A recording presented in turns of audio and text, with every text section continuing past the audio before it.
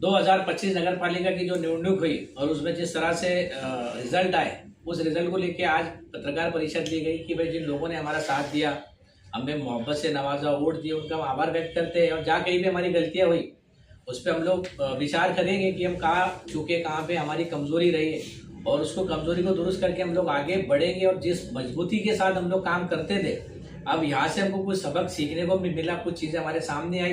अब इसके बाद और ताकत के साथ हमारी पूरी टीम आगे काम करेगी। नगर अध्यक्ष की सीट को आप अगर देखें तो बहुत अच्छे वोटों से, कि जितने मुस्लिम प्रभाग वोट देखेंगे आप तो बहुत अच्छा रिजल्ट रहा कि 25 प्रभाग है, 50 वार्ड है, तो 25 प्रभाग में से 9 प्रभाग जो मुस्लिम है, तो 42,000 में से 21,000 वोट गायत्री ताई को मिले। और पूरे 16 प्रभाग जो हिंदू समाज से आते हैं वहां पे सिर्फ 20,000 वोट मिले। तो समझ में आया कि आधे से ज्यादा वोट मुसलमानों ने भर भर के वोट गायत्री ताई को दिए। तो जिस तरह से मुसलमानों ने गायत्री ताई को वोट दिए, हमारी उनसे बड़ी नम्र विनती है कि वो उसी तरह से मुसलमानों के वार्डों में स्पीडली काम करे, क्योंकि ये पूरा श्रेय जो जाता है जीत का गायत्री ताई का सिर्फ मुस्लिम समाज के ऊपर ही जाता है कि मुस्लिम समाज की ताकत पे ही गायत्री ताई जीत कर आई है। क्योंकि 42,000 में से आधे से ज्यादा वोट मिलना ये बहुत बड़ी बात है। 21,000 वोट उनको मुस्लिम प्रभागों से आए। तो हमारी उनसे नम्र विनती है कि वो जल्द से जल्द, क्योंकि बहुत सालों से हमारे वार्डों के काम नहीं हुए और यही कामों को लेकर हम लोग पॉलिटिक्स में आए थे कि हमको काम करना है। लेकिन अब उनके नगर सेवक भी और उनका नगर अध्यक्ष भी जीत के आया, तो अब तो कोई अड़चन है नहीं। तो उनसे हमारी रिक्वेस्ट है कि वो जल्द से जल्द मुस्लिम वार्डों के काम करे और हमारा पूरा सपोर्ट उनको है। जहाँ कहीं भी उनको हमारी जरूरत वार्डों में महसूस होती है, जो उनके नगर सेवक जीत कर आए, तो उनके साथ हम कदम से कदम मिला के खड़े, क्योंकि हमारा विजन जो है वो सिर्फ डेवलपमेंट है और डेवलपमेंट के लिए हम हमेशा तैयार हैं। हारने की वजह ये बस अपोजिशन वालों ने हमारे खिलाफ लोगों का माइंड डाइवर्ट किया। हमारे जो काम थे वो काम को पीछे रख के उन्होंने गुस्ताखी रसूल और चीजों को प्रोपेगेंडा किया। जैसे आप देखेंगे अगर तो संतोष भाऊ दाढ़ी ने पुरानी रिजल्ट स्कूल के पास में रोड का काम किया था ना जबरदस्त। पापा मेंबर ने हम जनाजे लेके जाते थे, सही से ढंग से रोड नहीं थे, उन्होंने जनाजों पे जाने वाले रोड को बनाया। जैसे हम रात दिन हमारे मुसलमान जो है तो कब्रिस्तान में जाते हैं, उस रोड को बनाया।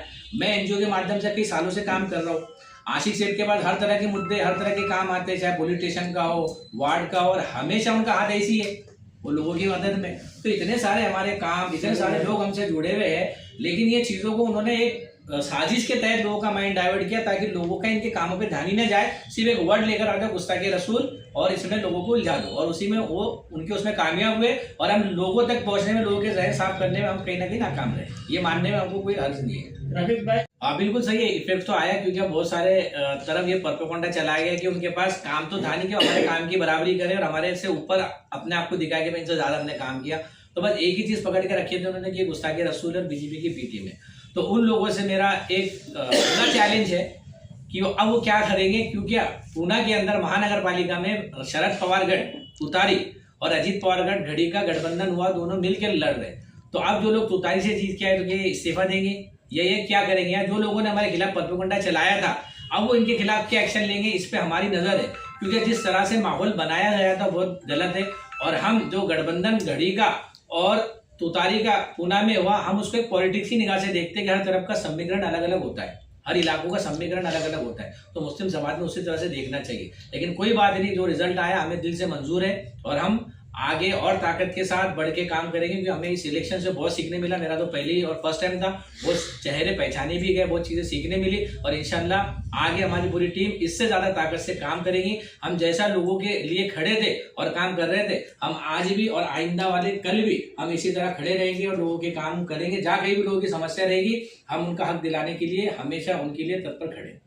मैंने इससे पहले भी आपको बोला कि हमारा विजन डेवलपमेंट है, उन्होंने वादा किया वो जरूर काम करेंगे। जाके भी हमारे वार्डों में उनके नगर सेवकों को जहाँ भी जरूरत पड़ती है उनके साथ है। लेकिन अगर काम नहीं होंगे तो जैसे हमने बीजेपी के खिलाफ लड़ते आए, फिर इनके खिलाफ भी हमको लड़ना पड़ेगा।